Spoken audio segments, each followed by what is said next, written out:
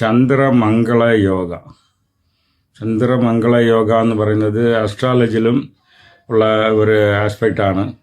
ഇത് ശിവയോഗത്തിൽ കൂടെ നമുക്ക് അത് പ്രാക്ടീസിനും കൊണ്ടുവരാം.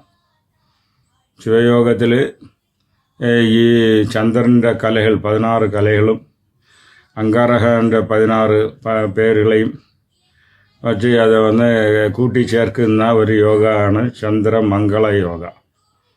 അപ്പോൾ ഈ നവഗ്രഹങ്ങളും മനുഷ്യൻ്റെ ആധാരങ്ങൾ കണക്കായി ഉണ്ട്. അതിന് ഉദാഹരണം സഹസ്രാരത്തിൽ ശനി, ആജ്ഞയിൽ വ്യാഴൻ, ജൂപ്പിറ്റർ, അടുത്തത് വിശുദ്ധിയിൽ ചൊവ്വായ്, അത് അനാഗത്തിൽ സൂര്യൻ, മണിപൂരകം ശുക്രൻ, സ്വാധിഷ്ഠാനത്തിൽ ബുധൻ, മൂലാധാരത്തിൽ ചന്ദ്രൻ. ഇങ്ങനെ നവഗ്രഹങ്ങളും ആധാരങ്ങളോട് കണക്റ്റായിരിക്കുകയാണ്. അങ്ങനെ വരുമ്പോൾ വിശുദ്ധിയിൽ 16 ചന്ദ്രകലകൾ, വിശുദ്ധിയിലുള്ള 16 കലകൾ ചന്ദ്രകലകൾ.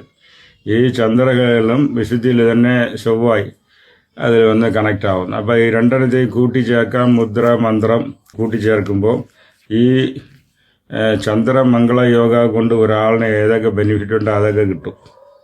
അത് പ്രാക്ടിക്കൽ ക്ലാസ്, അതിൽ 16 കലകളെ മിക്സ് ചെയ്യുന്ന ഒരു ഇതാണ്.